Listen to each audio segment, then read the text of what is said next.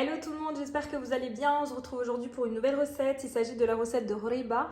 Donc c'est un gâteau très moelleux qu'on va faire à la noix de coco et aux amandes. Donc c'est la recette de ma maman que je vais simplement ici faire au Thermomix. Donc tout de suite les ingrédients pour réaliser cette recette.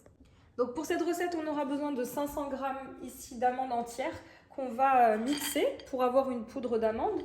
Ensuite ici j'ai 500 g de noix de coco râpées, 260 g d'huile, 6 œufs entiers, 120 g de confiture ici d'abricot, 250 g de sucre, une pincée de sel, 22 g de levure chimique. Et ensuite, tout à l'heure, on aura besoin pour façonner les gâteaux de fleurs d'oranger ainsi que de sucre glace. Voilà, c'est parti pour les étapes. Donc dans un premier temps, on vient verser ici nos 500 g d'amandes qu'on va réduire en poudre. Pour ça, on programme pendant 20 secondes dans un premier temps, vitesse 8. Voilà, donc je vous montre ce que j'obtiens. Donc à présent, on réserve cette poudre d'amande et on passe à la suite. Voilà, donc ici, j'ai réservé ma poudre d'amande. Donc on passe à l'étape suivante. Donc pour l'étape suivante, on vient mettre ici 6 œufs avec le sucre et on va faire blanchir le mélange. Donc pour ça, on programme pendant 2 minutes, vitesse 4.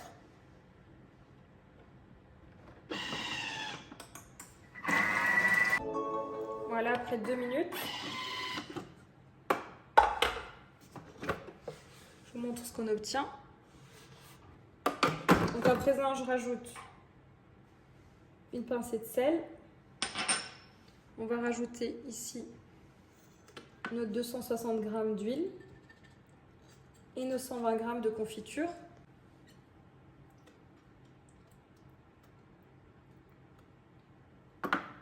Et on vient à nouveau mélanger ce mélange. Donc pour ça, on programme pendant 20 secondes, vitesse 4.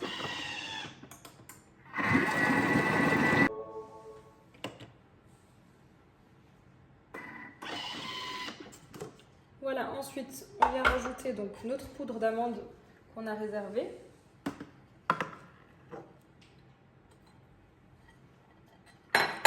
Avec la levure chimique. Et on reprogramme. Toujours 20 secondes, vitesse 4.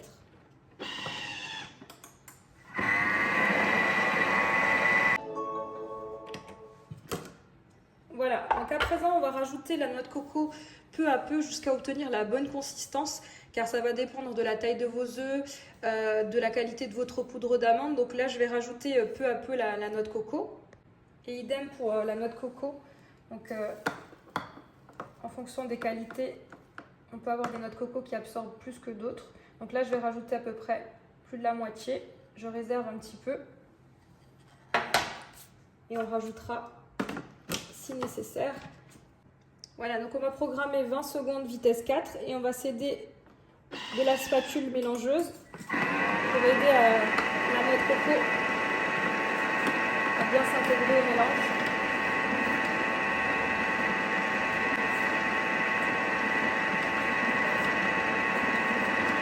Et si nécessaire, vous pouvez prolonger le temps.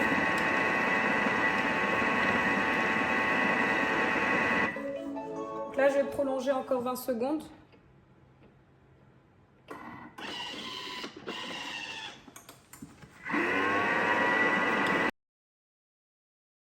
Voilà, ici j'ai transvasé donc le contenu du bol dans un saladier.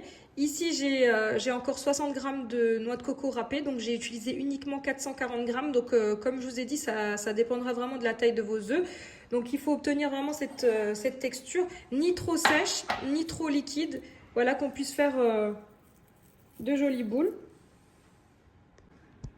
Voilà, donc ici on a la maman qui est en train de former les horibets. Donc vous pouvez leur donner la taille que vous souhaitez, simplement il faudra les espacer étant donné qu'il y a de la levure chimique à l'intérieur. Donc ici chaque boule pèse à peu près 30 grammes si vous souhaitez obtenir le même résultat qu'ici, mais vous pouvez choisir la taille que vous souhaitez. Donc première étape, on vient former ici une boule. Ensuite, on vient la rouler dans du sucre glace. On vient se mouiller les mains avec de la fleur d'oranger, de l'eau de fleur d'oranger pour parfumer le gâteau, vous voyez. Ensuite, la technique de la maman, comme les boules de couscous. Donc ensuite, elle fait des boules, elle vient les rouler ici dans le sucre glace et ensuite on dépose donc sur la plaque. Voilà. Donc avant d'enfourner, on viendra saupoudrer avec un petit peu de sucre glace. Donc on vous montrera toutes les étapes. Donc c'est parti. Donc on va remplir ici une plaque de gâteau et ensuite on passera à l'étape cuisson. Voilà, donc ici, avant d'enfourner, on vient mettre un petit peu de sucre glace.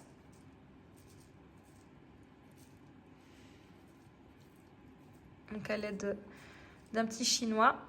Et donc là, c'est parti. Donc dans un four préchauffé à 180 degrés, on va enfourner. On vous donnera le temps de cuisson tout à l'heure. Voilà, donc on vient placer au milieu du four. Et je vous donnerai les temps de cuisson exacts tout à l'heure.